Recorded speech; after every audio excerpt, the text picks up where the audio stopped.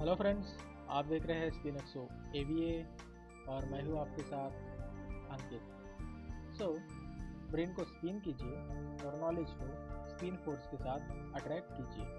तो चलिए शुरू करते हैं। फ्रेंड्स, हम सभी की लाइफ में एक समय ऐसा आता है जब सभी चीज़ें हमारे अपोज में हो रही होती है और हर तरफ से हमें निराशा मिल रही होती है। चाहे अब आप एक प्रोग्रामर हो या कोई और, आप लाइफ के एक ऐसे मोड़ पर खड़े हो जाते हैं जहाँ सब कुछ गलत हो रहा होता है। इन शॉर्ट, आपके 12 बजे हुए होते हैं।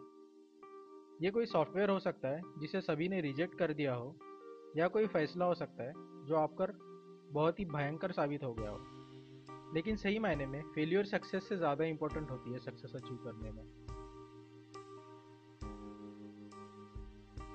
हमारे इतिहास में जितने भी बिजनेसमैन, साइंटिस्ट और महापुरुष हुए हैं, वो जीवन में सक्सेसफुल होने से पहले लगातार कई बार फेल हुए हैं।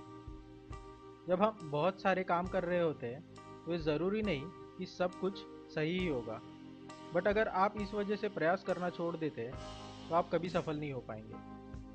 हेनरी फोर्ड, जो बिलियनर और वर्ल्ड फेमस फोर्ड कंपनी के मालिक है, सक्सेसफुल होने से पहले फोर्ड 5 अन्य बिजनेसेस में फेल हुए थे। कोई और होता तो 5 अलग अलग बिजनेस में फेल होने और कर्ज में डूब जाने की वजह से टूट जाता, बट फोर्ड ने ऐसा नहीं किया और आज एक बिलियनर कंपनी के मालिक है। अगर फेलियर की बात करें तो थॉमस अल्वा एडिसन का नाम सबसे पहले आता है। लाइट बल्ब बनाने से पहले उन्होंने लगभग 1000 बार फेलियर फेस किया था।